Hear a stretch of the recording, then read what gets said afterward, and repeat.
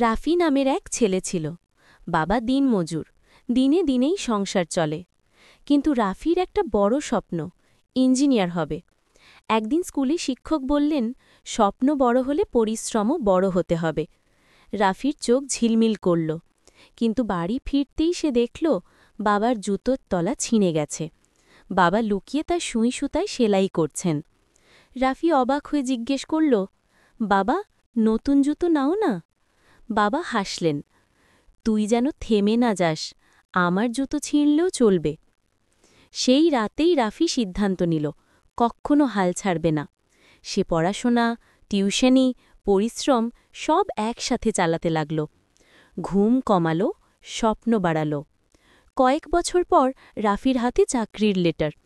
প্রথম স্যালারি পেয়ে সে বাবাকে একটা নতুন জুতো দিল। বাবা চুপ করে চোখের পানি মুছলেন। রাফি বলল, বাবা, তুমি তোমার জুতোতে আমার পথ বানিয়েছিলে, আজ আমার পথ তোমার জুতোর দিকে ফিরে এসেছে। স্বপ্ন বড় করো, কিন্তু সেই স্বপ্নে যারা পাশে থাকে তাদের ভুলে যেও না।